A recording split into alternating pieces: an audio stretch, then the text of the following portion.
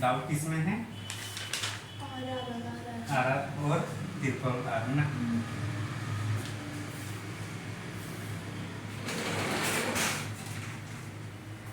Are का full form क्या हो रहा है?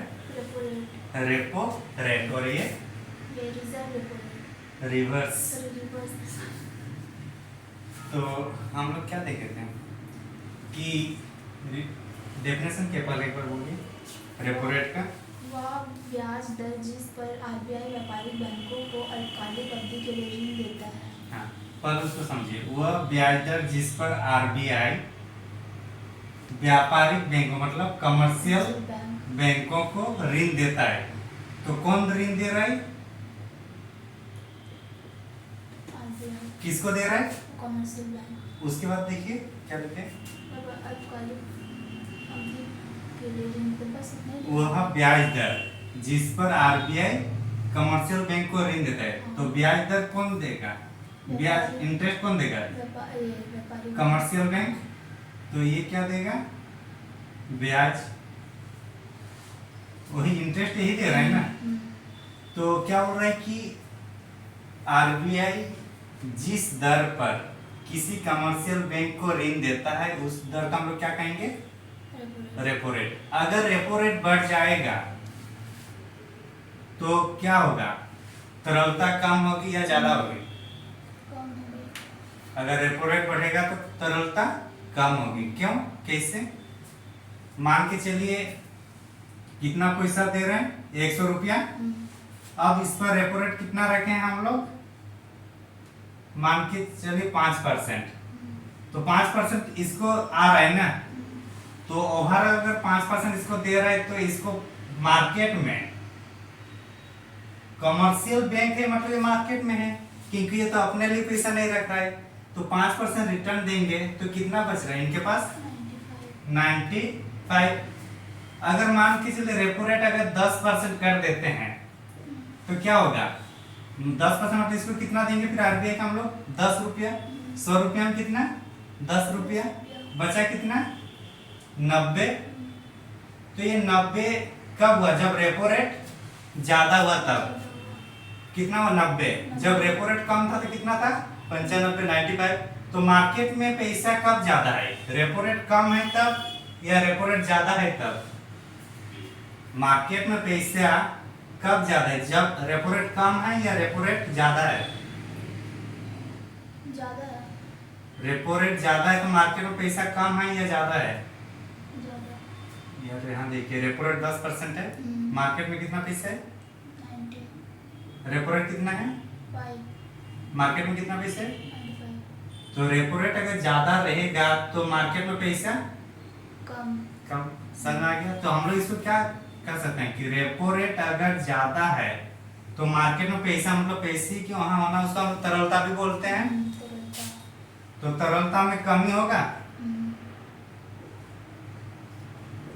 तरलता में कमी कब? जब रेपो रेट ज्यादा है मतलब 10% हो गया तो 90। जब कम था 5% तो मार्केट में 95 था। और मार्केट कमर्शियल बैंक से हम लोग ऋण लेते हैं। अगर हमें जरूरत है या कोई कंपनी की जरूरत है तो आरबीआई से लेता है या कमर्शियल बैंक से? आरबीआई नहीं, कमर्शियल। क्या है आपका अकाउंट आरबीआई में है क्या? नहीं है ना। कहाँ पे? कमर्शियल बैंक में होगा। एसबीआई होगा, आईसीआईसी होगा, आईडीबीआई होगा, जो भी है आपका वो कमर्शियल बैंक है। तो मार्केट से हम लोग का पैसा यहीं से जाता है। तो मार्केट में पैसा कब ज्यादा रहेगा? जब रेपो रेट कम होगा।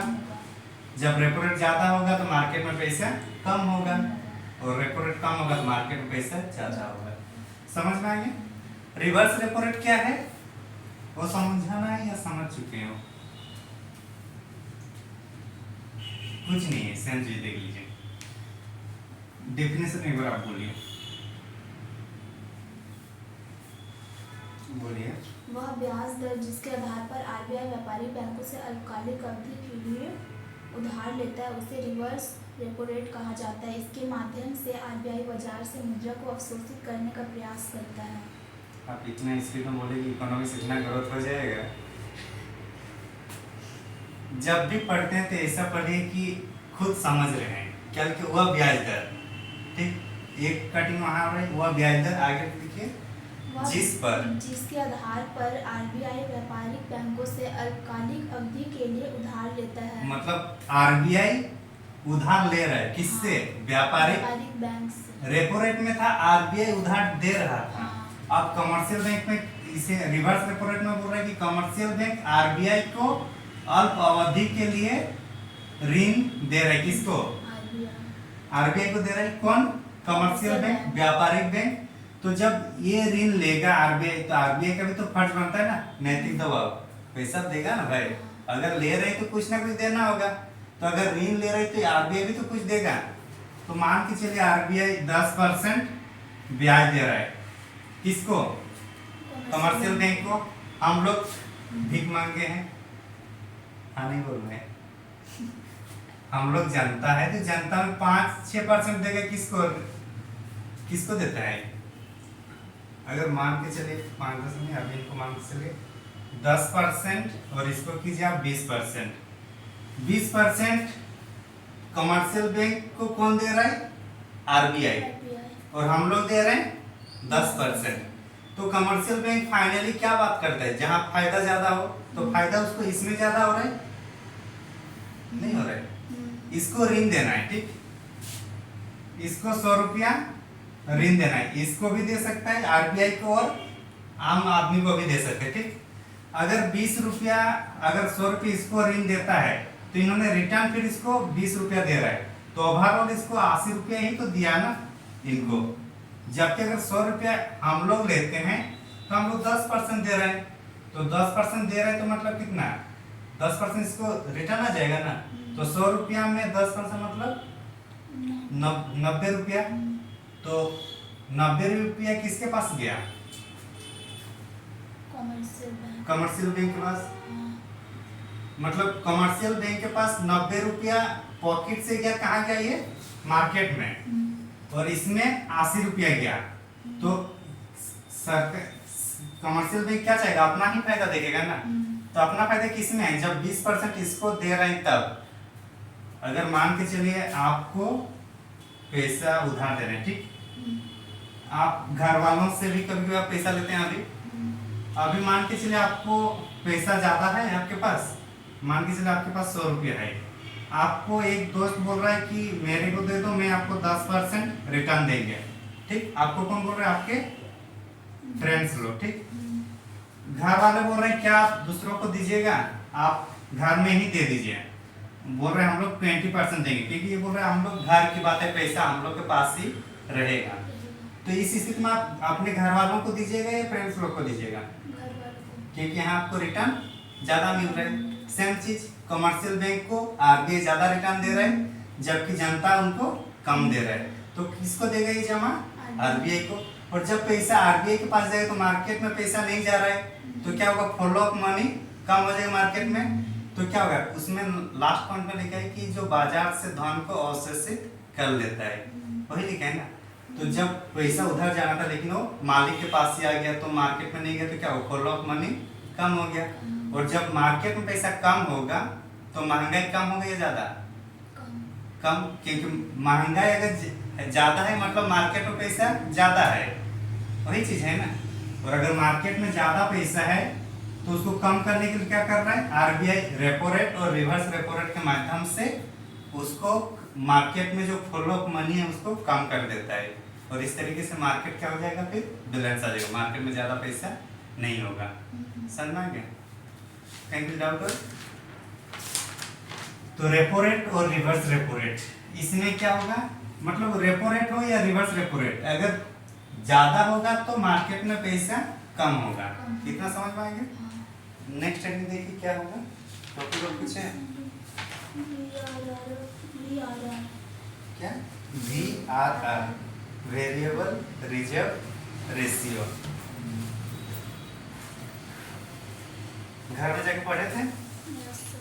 यस सर या नो सर? जोर से बोले, कॉन्फिडेंस के साथ।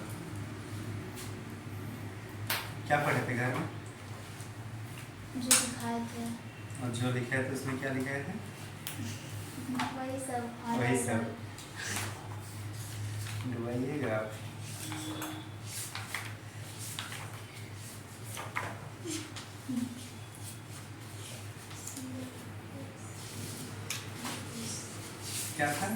मार्केट ऑपरेशन क्या VRR ना हाँ। लिखे, हेडिंग लिखे VRR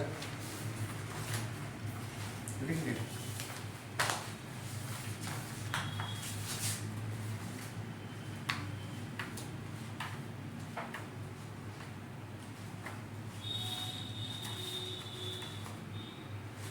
VRR हो गया ना।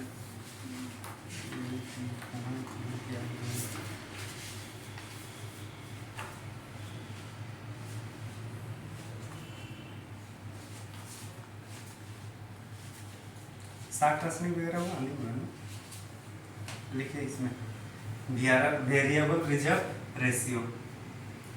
वेरिएबल का हिंदी क्या होगा? चर। और वेरिएबल चर रिजर्व का आरक्षित और अनुपात।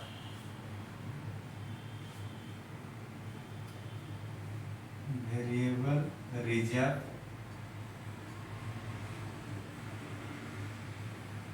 कैमरा में कैद हो रहा है कि नहीं? थोड़ा देख लीजिए सब। देख रहे? लाइट रिफ्लेक्ट हो रही है? चलेगा, हो तो रहा है। आपको करना है बस। तो वेरिएबल रिजर्व रेशियो ये दो प्रकार का होता है। कितना?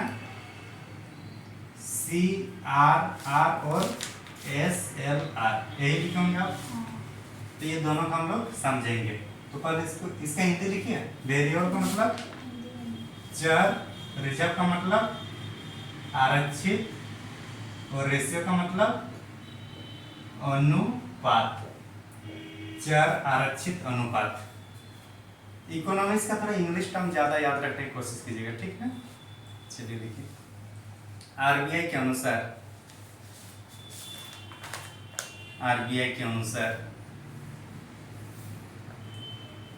प्रत्येक अनुसूचित व्यापारिक बैंक को, आरबीआई के अनुसार प्रत्येक अनुसूचित व्यापारिक बैंक को अपनी कुछ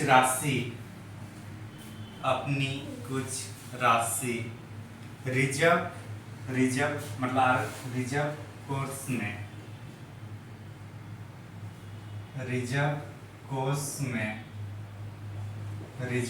कोष में सुरक्षित रखनी होती है। रिजर्व कोष में सुरक्षित रखनी होती है। यह राशि परिवर्तित होती रहती है। यह राशि परिवर्तित होती रहती है।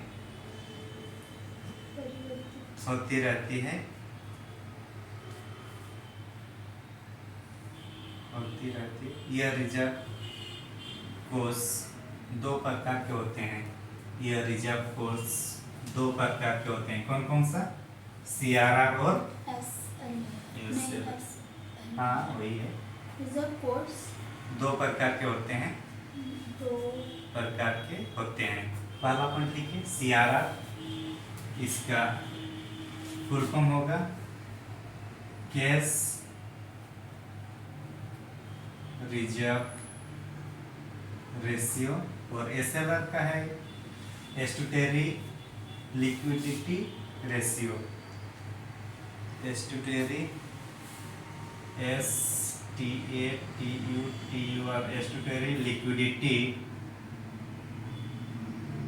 Liquidity ratio. तो CRR का full form cash reserve ratio, और SLR क्या होगा? Statutory liquidity ratio. LIQUIDITY liquidity ratio. Liquidity मतलब क्या? लिक्विड, ड्रिंक पीने वाला नहीं है। दूसरा वाला हुआ कौन सा वाला होगा? तरलता। और तरलता मतलब फ्लो मनी, पैसे की प्रवाह। हिंदी भी लिखना है क्या? लिख लीजिए। कैश रिजर्व रेशियो के हिंदी होगा आपका नगद आरक्षित अनुपात। नगद आरक्षित अनुपात। और SLR का होगा सांविधिक तरलता अनुपात। सांविधिक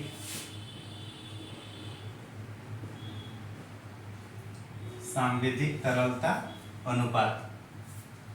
तरलता जो लिखना है ये प्रमाण है कि आप लोग लिक्विडिटी नहीं लेते हैं। सर्वाधिक तरलता अनुपात। तो कभी कभी क्वेश्चन पूछ देगा कि सीआरआर का फुल फॉर्म क्या है और एसएलआर का, क्योंकि एमसीक्यू आप लोग को पूछता है, तो यहाँ से संभावना रहती है कि क्वेश्चन पूछा जाए। तो अब हम लोग डिस्कशन करेंगे इसको, सीआरआर को। तो इसका मतलब है कि जैसे कि आप बैंक, आप पैसा किसको दे रहे हैं?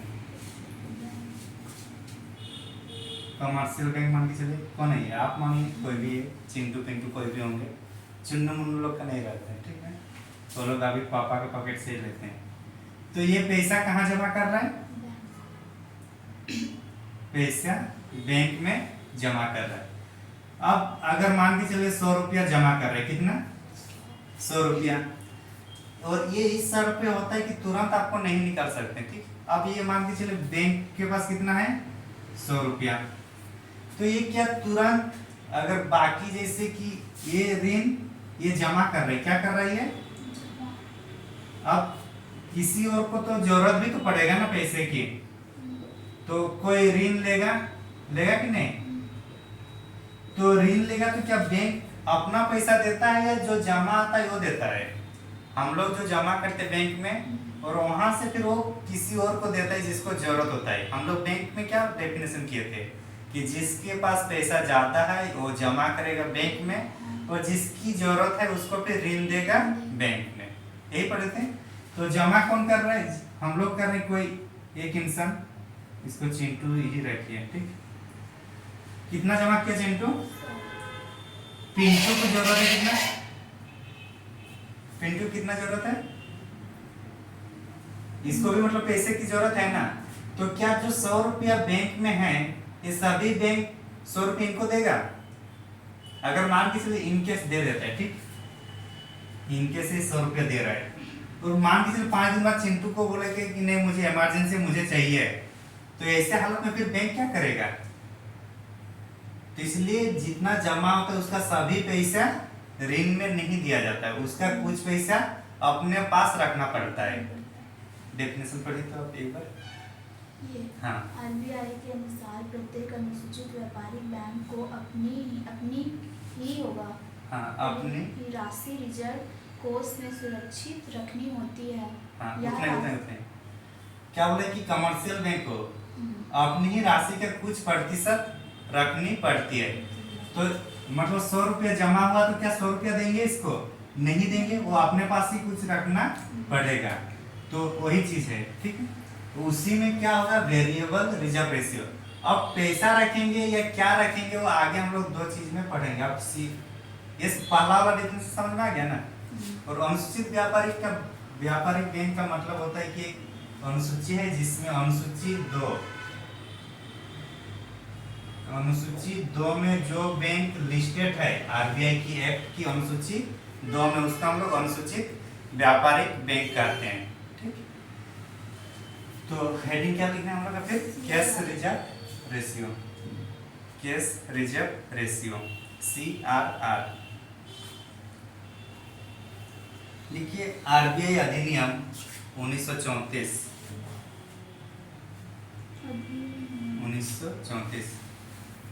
आरबीआई अधिनियम 1934 के अनुसार प्रत्येक अनुसूचित व्यापारिक बैंकों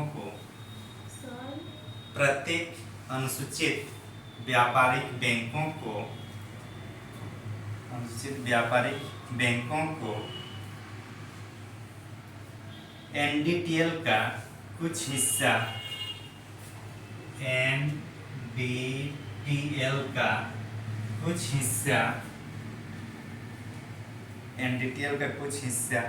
आरबीआई के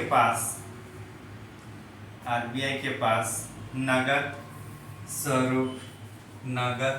स्वरूप जमा या रिजर्व रखना होता है। नगद स्वरूप जमा या रिजर्व रखना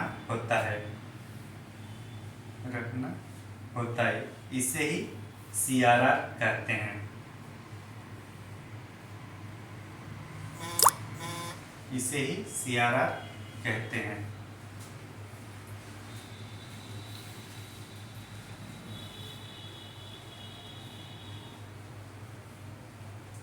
समझ में आया?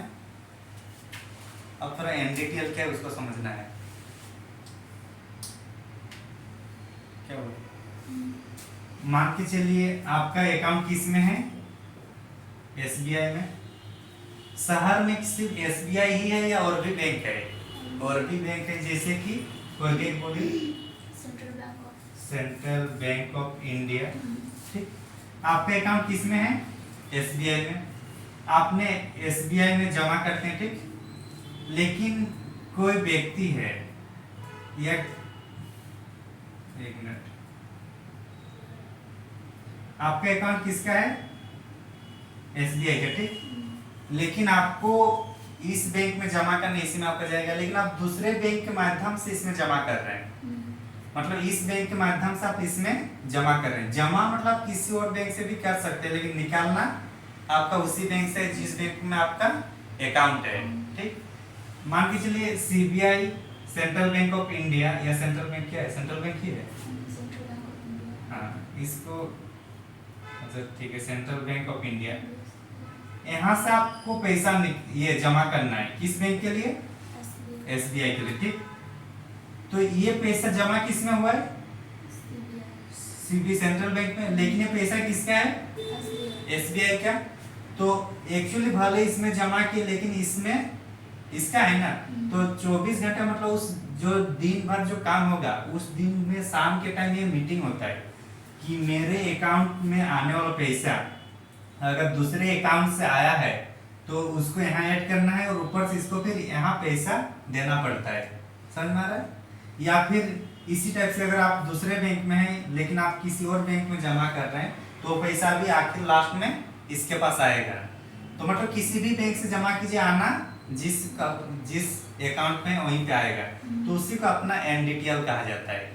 ठीक, तो उस एनडीटीएल का बोल रहे कुछ पैसा अपने पास नगद स्वरूप रखना पड़ता है। देखिए क्या लिखा हुआ है, एनडीटीएल का कुछ हिस्सा आरबीआई के पास नगद स्वरूप जमा या रिजर्व रखना होता है। हाँ, तो ये कमर्शियल बैंक, अब ये जो कमर्शियल बैंक एसबीआई किसको जमा रखेगा? किस कहाँ जमा कर देगा? आरबीआई में। क्यों? इसलिए कि अगर कोई यहाँ चिंटू सिंह 100 रुपया दिया और अगर ये 100 रुपया फिर किसी पिंटू को दिया, तो अगर इसको फिर जरूरत होगा तो फिर इसको ये तो नहीं दे पाएगा, नहीं दे पाएगा क्योंकि इसके पास पैसा नहीं है, ये किसी और को दिया है। तो इसलिए और अगर 100 रुपया अगर मैं जमा कर रहा कोई इंसान, तो एसबीआई अपने एनडीटीएल के कुछ प्रतिशत कहाँ रखने देगा? आरबीआई के पास। अगर जरूरत पड़ेगा तो फिर उसको निकाल लेगा। समझ में आ रहा है? तो वो क्या बोल रहे हैं, सिर्फ एसबीआई किस में रखेगा? आरबीआई। मतलब कोई भी बैंक होगा वो किस में कहाँ रखेगा? आरबीआई के पास, कि अगर कोई जरूरत पड़े या इमरजेंसी हो तो वहां से पैसा निकाला जाए। क्योंकि ओवरऑल बैंक का केंद्रीय बैंक कौन है? बैंकों का बैंकर कौन है? अंतरराष्ट्रीय स्तर पर मतलब बैंकिंग संबंधित कौन गतिविधि करता है? आरबीआई। तो सब कुछ यही देखेगा, सरकार का बैंक। हाँ, तो इसलिए कैश रिजर्व रेशियो में किस में रखा जाएगा? ओनली और ओनली किस में? कैश में। समझना क्या सीआरआर क्या है? मतलब जो भी व्यापारिक बैंक है उसका अपनी एनडीटीएल का कुछ हिस्सा आरबीआई के पास नगद स्वरूप रखा जाएगा, उसी को हम लोग कैश रिजर्व ये रेशियो कहेंगे। कैश का मतलब नगद, इसलिए नगद ही इसमें होगा। समझना क्या? लेकिन इसमें कोई ब्याज नहीं मिलता है। लिख लीजिए, लिखिए इसमें आरबीआई द्वारा सीआरआर में, आरबीआई द्वारा सीआरआर में मतलब कैश रिजर्व रेशियो में सुरक्षित रखी जाने वाली राशि पर ब्याज अदा नहीं किया जाता।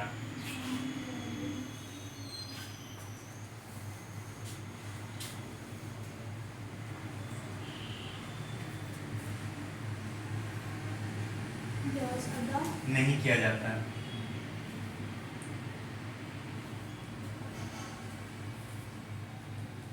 तो अगर मान के चलिए कैश रिजर्व रेशियो है, अगर इसको ज्यादा रखेंगे तो महंगाई कम होगा कि नहीं होगा? क्या होगा? वो नहीं, कम होगा, ज्यादा होगा, कुछ नहीं होगा, क्या होगा? कम होगा। कम होगा, क्योंकि अगर क्या हो रहा है कि कोई बैंक है, ठीक, वो अपना CRR ज्यादा हो रहा है, तो ज्यादा पैसा दे रहा है, मतलब किसके पास जमा कर रहा है, RBI। और जब RBI के पास जमा होगा तो मार्केट में पैसा कम जाएगा, बाजार में क्या होगा, बाजार से अच्छा है कि तरलता में क्या होगा, तरलता में कमी आएगी, और जब तरलता में कमी आएगी तो महंगाई में भी कमी आएगी, तो महंगाई क्या होगा, में कमी आएगी। तो जब महंगाई ज्यादा है, अभी अगर जैसे महंगाई ज्यादा है, हालांकि अभी इलेक्शन का टाइम है तो महंगाई अब कम होगा, क्योंकि इलेक्शन का टाइम महंगाई कम होता है। तो अगर कैश रिजर्व रेशियो अगर ज्यादा है तो तरलता में कमी आएगी, और जब मार्केट में पैसा कम होगा तो ऑटोमेटिकली महंगाई कम हो जाएगी। तो अगर कभी आरबीआई को ये लगे कि महंगाई या मार्केट में पैसा ज्यादा है तो क्या करेगा, या तो रेपो रेट बढ़ा देगा, रिवर्स रेपो रेट बढ़ा देगा, या CRR बढ़ा देगा। समझ में आ गया? इसको लिखने दीजिए, इसको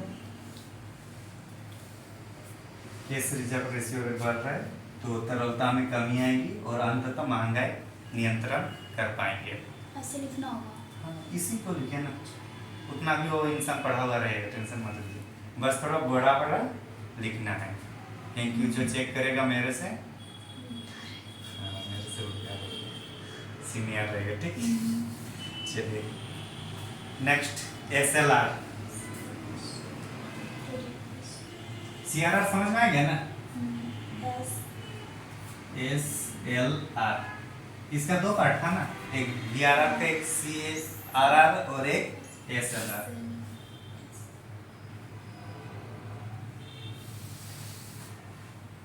कैश रिजर्व रेशियो में क्या था कि पैसा कहाँ रखा जा रहा था, RBI के पास, ठीक ना।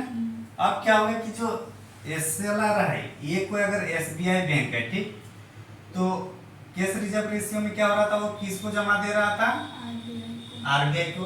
लेकिन बोल रहा है SLR में आपको नहीं करना है किसी और को जमा, बोल रहा है आप अपने पास ही रखो। अगर कुछ पैसा आपके पास है, उस पैसा को अपने पास ही रखो, ये पैसा किसी और को ऋण नहीं देना है। क्यों? क्योंकि अगर कभी इमरजेंसी पड़ा तो ये आपको रिटर्न करना होगा ग्राहकों को, एसेट्स को। वो लोग का लायबिलिटी है कि नहीं? हाँ, तो ही चीज है। तो क्या करेंगे कि जब कोई व्यापारिक बैंक अपनी कुल NDTL का कुछ हिस्सा अपने पास रखता है तो उसमें क्या बोलेंगे, SLR। और अगर कोई व्यापारिक बैंक अपने NDTL का कुछ हिस्सा नगद स्वरूप RBI के पास रखेंगे तो होगा हम लोग का CRR, कैश रिजर्व रेशियो। समझ में आ गया? चलिए लिखिए SLR।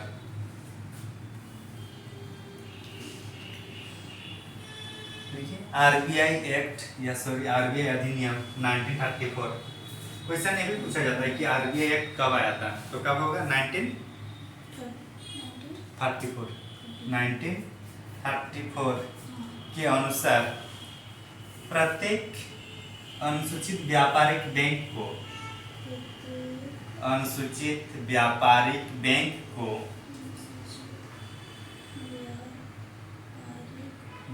को अपने NDTL का कुछ प्रतिशत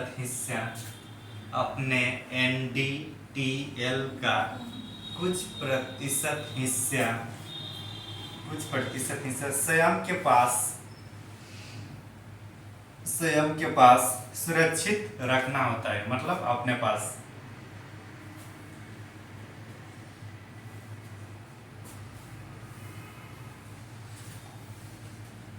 जनरल कॉन्सेप्ट, पास रखना होता है, उससे SLR करते हैं, SLR करते हैं। मान के चलिए आपको आपके फ्रेंड ने 500 रुपया पैसा दिया रखने के लिए। कितना पैसा? 500 रुपया। बोला कि अभी रख लो, अभी मेरे पास जरूरत नहीं है, बाद में मेरे को दे देना जब जरूरत होगा, ठीक। अब दूसरा फ्रेंड अगर आएगा और बोलेगा उनको मेरे जरूरत है, मेरे कुछ पैसा है तो दे दो, तो आप उसको दीजिएगा तो क्या पूरा पैसा दीजिएगा, या आपके मन में डर रहेगा कि अगर फिर से अगर ये मांगा तो कैसे मैनेज करेंगे, डर रहेगा ना। तो उस बैंक को भी ये डर होना चाहिए कि अगर कोई आप पर पैसा जमा रख रहे हैं तो अगर वो तुरंत मांगे तो उनको आप दे सके। तो इसलिए 500 रुपया भले आपके पास है, लेकिन इसको क्या पूरा 500 दीजिएगा या मान के चलिए 200 300 इस टाइप से दीजिएगा, ताकि अगर 2-4 दिन बाद अगर ये मांगे तो हम उसको दे सके। वही होता है ना। तो वही चीज कौन कर रहे हैं यहाँ पे, SLR, कि बैंक पर तो हम लोग जमा करते हैं, लेकिन अगर बाई चांस हमें फिर जरूरत पड़े तो हम लोग वहां से निकाल भी तो लेंगे ना। तो इसलिए बैंक कुछ पैसा हम लोग जो जमा करते हैं उसको अपने पास रखता है और बाकी को फिर वो ऋण दे देता है। तो समझ में आ रहा है, मतलब बैंक के पास जितना भी पैसा होगा उसका कुछ प्रतिशत अपने पास रखेगा, जाकि कस्टमर मांगे तो उनको फिर से दोबारा पैसा दे सके। बैंक में इसलिए रखते हैं ना कि पैसा उसको जब चाहे वो मिल सके। नहीं तो फिर बाकी पहले क्या होता था, किसी गांव के मुखिया को या साहूकार को दे के रखते थे, लेकिन उसमें जरूरी नहीं था कि वो पैसा टाइम पे मिल जाएगा, लेकिन बैंक में मिल जाता है। समझ में आ गया। SLR क्या है, SLR में स्वयं के पास रखना होता है, CRR में RBI के पास रखना होता है। किस रूप में, ओनली कैश के रूप में। लेकिन SLR में जो पैसा रखेगा वो जरूरी नहीं है कि वो पैसा में रखेगा, वो सोना खरीद के भी रख सकता है। ठीक है ना। तो चलिए लिखिए रेट पॉइंट लिखिए। हाँ SLR वाला में यह नगद के रूप में, गोल्ड के रूप में, नगद के रूप में, गोल्ड के रूप में या सरकारी प्रतिभूति के रूप में हो सकता है, या सरकारी प्रतिभूति के रूप में हो सकती है। कभी कभी आप पैसा मतलब सरकार को भी दे सकते हैं जब उनकी जरूरत होती है, तो उसको हम सरकारी प्रतिभूति के रूप में जानेंगे। जनरली से रख सकते हैं।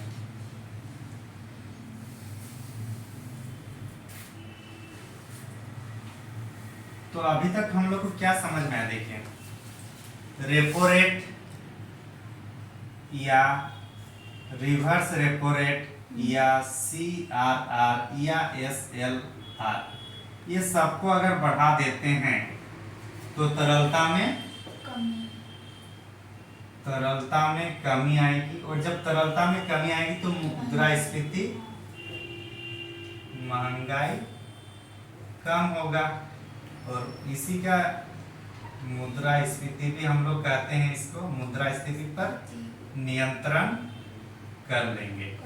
तो अगर पूछा जाए कि आप RBI के गवर्नर होंगे और महंगाई ज्यादा है तब क्या कीजिएगा, तो क्या करेंगे, रिजर्व रेशियो को बढ़ा देंगे, सॉरी रेपो रेट को बढ़ा देंगे, रिवर्स रेपो रेट को बढ़ा देंगे, CRR को बढ़ा देंगे, SLR को जब ऐसे बढ़ाते जाएंगे तो क्या होगा, तरलता में कमी आएगी। मतलब ये बढ़ा रहा है, मतलब किसके पास जा रहा है, RBI के पास पैसा जा रहा है। तो जब RBI के पास पैसा जाए तो मार्केट में पैसा क्या होगा, कम होगा, और मार्केट में जब पैसा कम होगा तो ऑटोमेटिकली महंगाई कम होगा। कोई एक वस्तु है, इसका है 600 दाम, लेकिन जब पैसा ज्यादा होगा और खरीदने वाले ज्यादा होंगे तो इसका दाम क्या होगा, बढ़ जाएगा। जिसका पैसा ज्यादा है वो फिर खरीद लेगा, वही होता है महंगाई। तो जब पैसा ही लोगों के पास नहीं रहेगा तो फिर इसका वैल्यू कैसे बढ़ेगा, नहीं बढ़ेगा। तो इसलिए अगर पैसा कम हुआ तो महंगाई भी कम हो जाएगी। समझ में? नेक्स्ट लिखिए, open market operation, OMO। Book में क्या लिखे इसको, खुला बाजार, पता नहीं हिंदी में लिखा है क्या, देखिए OMO ही लिखा हुआ है, कहाँ लिखे हैं, ये भी बात सही है, OMO ही लिखा हुआ है। चल लिखिए OMO, ओपन मार्केट ऑपरेशन। कैसे रिजर्व रेशियो समझ में आ गया, मार्केट ऑपरेशन हिंदी में होता है इसका खुले बाजार की क्रियाएं, खुले बाजार की क्रियाएं, बाजार की क्रियाएं।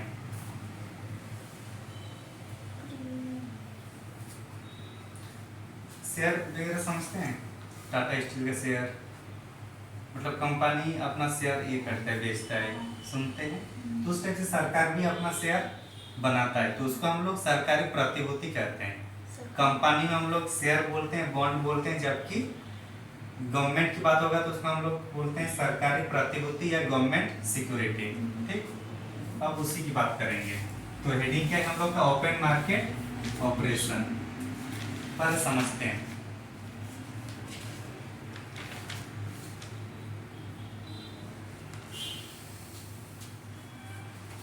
ओपन मार्केट ऑपरेशन यही है ना? ओपन मार्केट ऑपरेशन के माध्यम से, अच्छा, सरकार का बैंक कौन है? आरबीआई, चाहे राज्य सरकार हो या केंद्र सरकार। तो अगर सरकार को कुछ खरीदना या बेचना है तो किसको बोलेगा वो? आरबीआई को। तो सरकार की जितनी भी काम कौन करेगी? आरबीआई। तो सरकार जो गवर्नमेंट है उसका क्या होगा? गवर्नमेंट सिक्योरिटी, जिसको हम लोग सरकारी प्रतिभूति कहेंगे। सरकारी प्रतिभूति, अगर मान के चलो सरकारी प्रतिभूति का भी तो कुछ दाम होगा, तो हम लोग 100 रुपया के आसपास से लेके चल रहे हैं। ठीक, ओपन मार्केट ऑपरेशन। ठीक, इसके तहत अगर गवर्नमेंट सिक्योरिटी को अगर बेचेंगे, क्या करेंगे? बेचेंगे मतलब हमारे पास पैसा आएगा। बेचने का मतलब क्या हो रहा है? पैसा किसके पास आ रहा है? ये कौन कर रहा है? ये आरबीआई कर रहा है ना। ओपन मार्केट ऑपरेशन कौन कंडक्ट करा रहा है? आरबीआई। तो अगर ओपन मार्केट ऑपरेशन के तहत आरबीआई गवर्नमेंट सिक्योरिटी को बेचेगा तो क्या होगा? बेचेगा तो अगर कुछ भी हम लोग बेचते हैं तो मार्केट से पैसा हमारे पास आता है। तो पैसा किसके पास आएगा? आरबीआई के पास आएगा। और जब आरबीआई के पास पैसा आएगा तो मार्केट में पैसा कम होगा या ज्यादा? पैसा यहाँ चला आ रहा है, तो पैसा कहाँ से आ रहा है? मार्केट से आ रहा है। मार्केट से पैसा आ रहा है यहाँ पे, तो मार्केट में कम बचेगा या ज्यादा बचेगा? कम बचेगा। तो मार्केट में तरलता क्या होगी? तरलता में कमी होगी, तो महंगाई कमी होगी या बढ़ेगी? अरे कम होगी। कॉन्फिडेंस वही तो नहीं, कॉन्फिडेंस के साथ बोलना है। रुक गया तो आपको बोलना है ना, क्योंकि कॉन्सेप्ट कभी गलत नहीं हो सकता। भले एक्चुअल हम लोग का गलत हो, लेकिन कॉन्सेप्ट गलत नहीं होना चाहिए। तो महंगाई कंट्रोल या नियंत्रित या कमी करेंगे जब हम लोग बेचेंगे तब। अगर मान के चलिए मार्केट में गवर्नमेंट सिक्योरिटी कोई आदमी के पास है, किसके पास है? चिंटू सिंह या पिंटू, कोई भी चलेगा, कोई नहीं। तो मार्केट में मान के चलिए यहाँ गवर्नमेंट सिक्योरिटी है। अब आरबीआई इसको खरीदना चाहेंगे, क्या करेगा? आरबीआई इसको खरीदते हैं तो सामान किसके पास जाएगा? आरबीआई ओपन मार्केट ऑपरेशन के पास। तो ये फ्री में देगा या वो भी पैसा लेगा कुछ? ये जो इतने दिन से रख रहे हैं अपना, तो पैसा लेगा या ऐसे बांट देगा? आपके पास मान के चलिए कुछ कागज या कुछ भी सामान है, मुझे आपके वो सामान चाहिए, तो आप मेरे से पैसा लीजिएगा या ऐसे दाम में दीजिएगा? ऐसे देना तो दे दीजिए, जामीन मांगेगा फिर दे दीजिए, पैसा लीजिएगा। तो पैसा लीजिए, तो मेरे पास जो पैसा था वो आपके पास चला गया, और आप मान के चलो आप मार्केट में हैं, तो मार्केट में पैसा ज्यादा हुआ कि नहीं हुआ? पैसा पहले आपको पास कुछ एक खरीदना था, अभी उसके बदले 2-3 खरीदिएगा। कुछ उस टाइम थोड़ा सामान्य जनरल खरीदने था, अभी आप उसको ब्रांडेड खरीदिएगा, तो क्या मार्केट में पैसा ज्यादा और महंगाई बढ़ जाएगी। तो वही क्या हुआ? ओपन गवर्नमेंट सिक्योरिटी कौन खरीद रहा है? आरबीआई। किसके माध्यम से? ओपन मार्केट ऑपरेशन के माध्यम से। तो आरबीआई तो इसको पैसा भी देगा ना। पैसा मतलब यहाँ तरलता का किधर से किधर फ्लो हो रहा है? आरबीआई से मार्केट में, और मार्केट में जब पैसा जाएगा तो तरलता क्या होगा? कम होगा या ज्यादा होगा? अरे यार, मार्केट में जब पैसा जाएगा तो पैसा बढ़ जाएगा मार्केट में। हाँ। बढ़ेगा ना। आपके पास पैसा 100 रुपया, ठीक, आपने कुछ सामान मेरे को बेचे, मैं उसमें पैसा दिया, तो आपको पैसा कम हुआ या ज्यादा हुआ? और आपको वो चीज नहीं खरीदना था, लेकिन आपके पास जब पैसा ज्यादा हुआ तो आप वो चीज खरीदने लगे जो जरूरत नहीं है, तो क्या होगा? फिर महंगाई बढ़ जाएगी इसमें। तो तो तरलता ज्यादा हो गया तो महंगाई में भी वृद्धि होगी। तो ओपन मार्केट ऑपरेशन समझ में आएगा कि ओपन मार्केट ऑपरेशन आरबीआई का एक प्रोसेस है जिसके तहत गवर्नमेंट सिक्योरिटी को खरीदा या बेचा जाता है। जब खरीदते हैं तो मार्केट में पैसा का फ्लो होता है जिसके कारण महंगाई देखने को मिलती है, और जब बेचते हैं तो मार्केट से पैसा को हम अपने ओर अवशोषित करते हैं और तरलता में कमी आती है, अंततः महंगाई में कमी आएगी। ऐसी स्थिति में जब महंगाई ज्यादा होगा तो हम लोग बेचेंगे और महंगाई का मतलब मंदी होगा तो हम लोग खरीदेंगे। तो इस तरीके से क्या होगा कि आरबीआई पूरे मार्केट को कंट्रोल कर लेगा। तो लिखना क्या आप ही लिखिए, समझा तो दिए। एग्जाम में लिखना किसको है? अच्छा आपको लिखना है, चलिए लिखें। ओपन मार्केट ऑपरेशन के माध्यम से, ओपन मार्केट ऑपरेशन डायरेक्ट लिखे ना, OMO के माध्यम से आरबीआई सरकारी प्रतिभूति को खरीदते हैं अथवा बेचते हैं, या खरीदते हैं या बेचते हैं। हाँ। आगे पैराग्राफ सेंस कीजिए। आरबीआई जब OMO के माध्यम से, ओपन मार्केट ऑपरेशन के माध्यम से सरकारी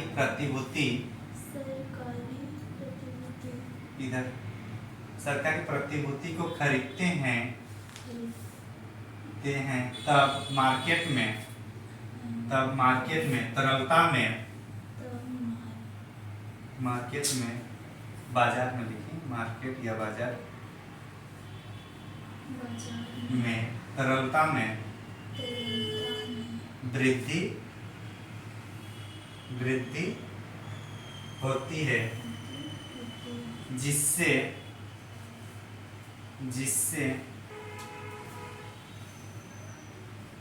मंदी से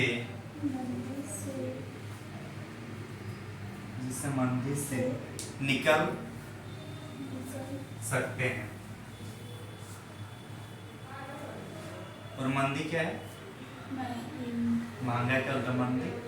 अभी टमाटर हम लोग 200 तक गए हैं, 200 केजी। इसी के सेम केस अगर ये 20 रुपये केजी होगा और जिसको उत्पादन करने में 30-40 रुपये खर्चा हुआ तो क्या हुआ? वो मार्केट में फेंक देगा कि नहीं फेंकेगा? और फेंकेगा तो मतलब मार्केट में पैसा नहीं है तभी तो खरीद नहीं पा रहे हैं। तो क्या वो मंदी, और मंदी होगा तो मतलब मार्केट में पैसा कम है, और मार्केट में पैसा कब आएगा? जब हम लोग गवर्नमेंट सिक्योरिटी जो लोगों के पास है वो खरीद लेंगे और उसके बाद हम लोग पैसा देंगे मार्केट में। समझ में आ गया? नेक्स्ट पॉइंट, हाँ पैराग्राफ सुन लीजिए। पहला बच्चा लिखिए कि आरबीआई जब, हाँ उसी तरह से लिखिए, आरबीआई जब ओपन मार्केट ऑपरेशन के तहत, आरबीआई जब ओपन मार्केट ऑपरेशन के तहत सरकारी प्रतिभूति को मार्केट में बेचते हैं तो मार्केट में क्या होगा? तरलता में कमी आएगी, जिससे अंततः महंगाई, तरलता में कमी आएगी जिससे अंततः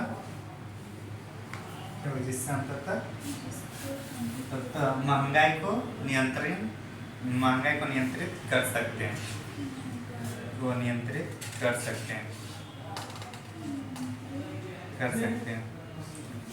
समझ में आ गया? नेक्स्ट पॉइंट लिखिए, बैंक दर। ये हो गया। हाँ अच्छा, और एक नैतिक दबाव, वो किसमें था? ये अभी हम लोग मात्रात्मक वाला उपकरण देखे, और एक क्या था? गुणात्मक उपकरण। चलिए लिखिए उसको थोड़ा। अच्छा उसके पहले एक बार इसी को लिखिए, बैंक रेट। बैंक रेट इसी में शायद है ना? क्या है बताइए, रेपो रेट क्या है बस वो बता दीजिए। वह ब्याज दर जिस जो हाँ। आरबीआई व्यापारिक बैंकों को जिस ब्याज दर पर आरबीआई व्यापारिक बैंकों को ऋण देता है, यहाँ लिखा होगा अल्पकालिक के लिए, अल्पकालिक के और जब वही चीज दीर्घकालिक हो जाएगा तो उसको हम लोग बैंक दर बैंक कहेंगे। समझ में आ गया? चलिए लिखिए बैंक दर। बैंक दर हाँ। वह ब्याज दर ब्याज दर हाँ, जिस पर आरबीआई जिस पर अनुसूचित व्यापारिक बैंकों को अनुसूचित व्यापारिक बैंकों को व्यापारिक दीर्घ अवधि के लिए ऋण प्रदान के लिए ऋण देता है या ऋण प्रदान करता है तो उसे ही बैंक रेट या बैंक दर कहा जाता है। तो उसे ही बैंक रेट या बैंक दर कहा जाता है।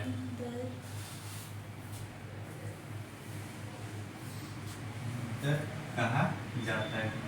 लिख ली? तो बैंक रेट, अगर बैंक रेट बढ़ेगा तो तरलता में कमी आएगी, और जब तरलता में कमी आएगी तो महंगाई में वृद्धि होगी। तो जोर से बोलिए, आवाज नहीं सुनाई। महंगाई में भी कमी। तो लिख लीजिए बोलो कि आरबीआई मतलब बैंक रेट जब बढ़ेगा तो तरलता में कमी आएगी, और तरलता में कमी आएगी तो महंगाई में भी कमी आएगी।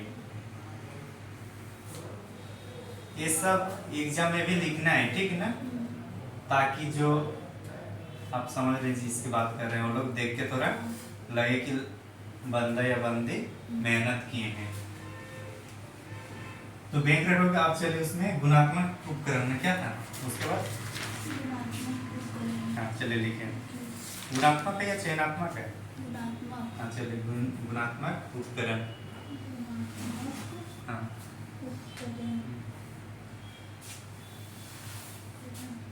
अभी मान के चलिए कि एक केस पर समझाता हूँ। आरबीआई किसको ऋण देता है? व्यापारिक बैंक, कमर्शियल बैंक। और कमर्शियल किसको दे रहा है? जनता को। जनता में सरकार, कंपनी सब इसमें आ जाएगा, ठीक। तो आरबीआई 100 रुपया किसको दे रहा है? कमर्शियल बैंक को। ये 5% ऋण दे रहा है, ठीक। अब इसको भी कितना, कम से कम अगर ये 5% इसको दे रहे हैं तो कम से कम 5% इसको दे रहे हैं तो 6-7% लेना चाहिए ताकि अपना बेनिफिट मिल जाए। तो ये मान के चलिए अभी 100 रुपये किसको दे रहे हैं? जनता को। और कितना ले रही है? 7%। ये 5% दे रहा है, ये जनता से 7% ले रहा है। कुछ जो 2% है उतना तो लेगा ही अपना बेनिफिट के लिए। एक केस हो रहा है। दूसरा केस है ये कि 100 रुपया फिर किसको दे रहा है? कमर्शियल बैंक को। यहाँ पे भी 5% ही दे रहा है। 5% कौन ले रहा है? आरबीआई। किससे? कमर्शियल बैंक से। अब ये जनता को 20% ले रहा है। कितना ले रहा है? अच्छा 10 हो गया, 10 भी ठीक ही है। 10% ले रहा है एक्स्ट्रा। 20% कीजिए, 20% जनता से ले रहा है। इसको मिल रहा है कितने परसेंट में? 5% में। लेकिन ये कमर्शियल बैंक लाभ कमाने के चक्कर में जनता कितना परसेंट में दे रहा है? 20। तो क्या इसका नैतिक सही है?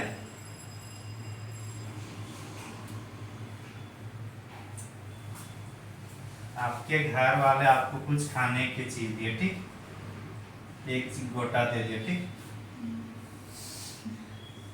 आपके छोटे भाई बहन को बोले कि आप बाकियों को भी डिवाइड कर दीजिए।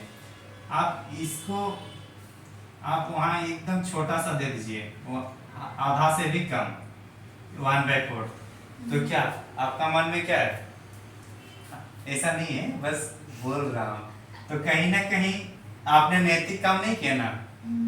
जबकि अगर आपके आपको लोग पूरा देते तो इनको कितना देना चाहिए था, हाफ, और आपको हाफ क्या, लेकिन आप कितना रख रहे हैं, ज्यादा रख रहे हैं। तो नैतिक क्या है, नैतिक काम नहीं कर रहा है ना।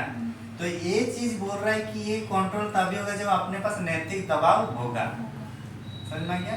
तो वही बोल रहा है कि आरबीआई जब बोल रहा है मैं 5% आपसे ले रहा हूँ तो कोशिश कीजिए आप भी 1-2% ज्यादा लो, कि उतना ज्यादा मत लो। यही बोल रहे हैं ना। सिंपल से उदाहरण है, अभी ऑटो का दाम मतलब कोरोना से पहले कम था, कोरोना के बाद क्या हुआ, बढ़ गया। चलो उस टाइम महंगाई थोड़ा था, अब क्या हुआ, अब जब सब नॉर्मल है तो भाड़ा कम होना चाहिए कि नहीं होना चाहिए, होना चाहिए। लेकिन अभी तक हुआ है क्या, नहीं हुआ। तो नैतिक दबाव वहाँ काम नहीं कर रहा है। समझ में आ रहा है ना। तो यही चीज है कि 5% अगर आरबीआई इसको दे रहा है कमर्शियल बैंक को, तो ये भी इसी के आसपास ले जाए, मतलब जनता को ज्यादा ना चाहिए। एक्चुअली आरबीआई चाहता 5%, जब आरबीआई क्या चाहता है, जब रेपो रेट कम हो तो मार्केट में तरलता ज्यादा हो, यही चाहता है ना। और जब तरलता ज्यादा है तो जो लोगों के पास पैसा नहीं उसके पास पैसा आ जाएगा, तो मंदी उठ जाएगा। लेकिन ये 5% उस सोच से दिया है कौन, आरबीआई, किसको, कमर्शियल बैंक को। लेकिन ये अपना बेनिफिट कमाने के चक्कर में ये भले 5% में लिया है लोन इससे, लेकिन ये किसी और को 20% में दे रहा है। तो क्या मार्केट के लोग 20% में लोन लेगा इनसे, नहीं लेगा, क्योंकि बहुत ज्यादा लोन हो रहा है। तो जब मार्केट में उतने पैसे देकर नहीं लेंगे तो क्या होगा, मार्केट में पैसा कम रहेगा, और मार्केट में पैसा कम रहेगा तो क्या फिर वो मंदी ठीक होगा, या और मंदी और ज्यादा मंदी में चला जाएगा, ज्यादा मंदी में चला जाएगा। क्योंकि मंदी तभी मंदी से निकाला जा सकता है जब मार्केट में पैसा पहुंचे ज्यादा, लेकिन ये तो खुद अपने पास रख रहा है तो मार्केट में नहीं जा रहा है, इससे क्या होगा, मंदी और ज्यादा बढ़ जाता है। तो मतलब नैतिक दबाव का समझ में आ गया क्या है, कि आरबीआई चाहता है कि अगर मैं रेपो रेट को कम कर रहा हूं तो कमर्शियल बैंक भी अपना ब्याज दर को कम रखे। अगर मैं ज्यादा रख रहा हूं तो कमर्शियल बैंक भी अपना ब्याज दर को ज्यादा रखे। समझ में आ गई। चलिए लिखिए गुणात्मक उपक्रम, हाँ इसको थोड़ा लिखिए। इसके अंतर्गत ऐसे कितना बजे छुट्टी देना है आपको, लिख लेते हैं, 2 मिनट लगेगा। 7 बजे से है ना, बस साढ़े जाना है, फिर टाइम लगेगा ना, हेलीकॉप्टर को बुला देंगे। इसके अंतर्गत आरबीआई तरलता के साथ, सॉरी मुद्रा की तरलता, मुद्रा की तरलता के साथ साथ उपयोग को भी नियंत्रित करने का प्रयास करता है,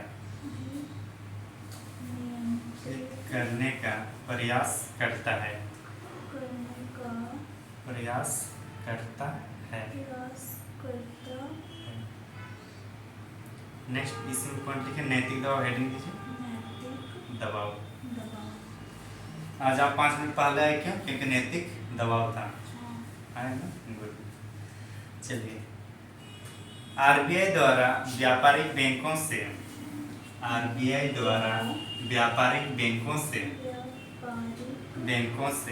नैतिक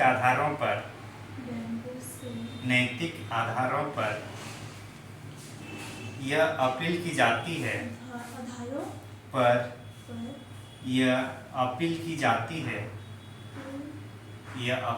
जाती है, कि बैंक अपनी ब्याज दर में मौद्रिक नीति के अनुसार ही परिवर्तित करें।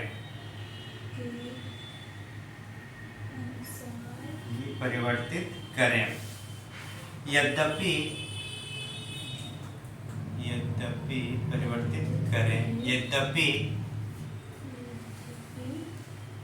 यह अपील को मानना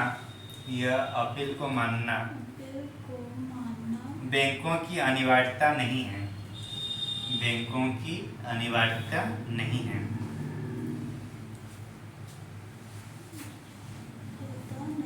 हाँ,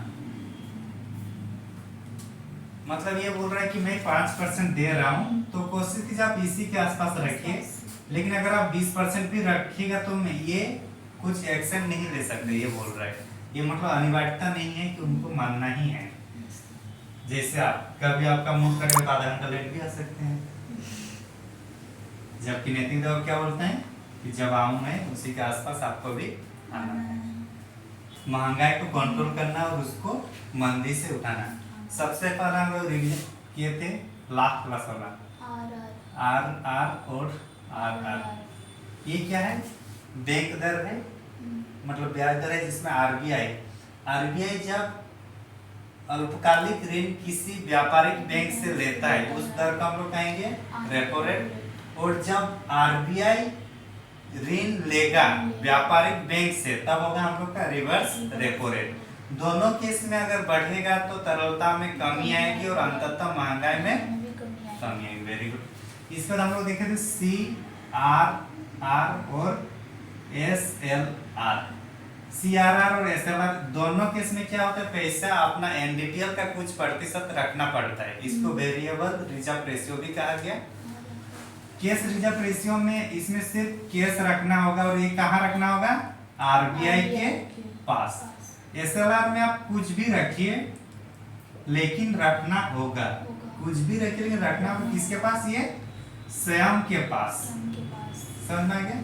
दोनों को अगर बढ़ा देंगे तो मार्केट में तरलता में कमी आएगी, और जैसे तरलता में कमी आएगी महंगाई में कमी आएगी। इसके बाद क्या पढ़ना है? तो ओपन मार्केट ऑपरेशन। इसके तहत चूंकि सरकारी बैंक या सरकारों का बैंक आरबीआई है, तो सरकारी प्रतिभूति भी कौन बेचेगा या खरीदेगा? आरबीआई। किसके माध्यम से? ओपन मार्केट ऑपरेशन के माध्यम से।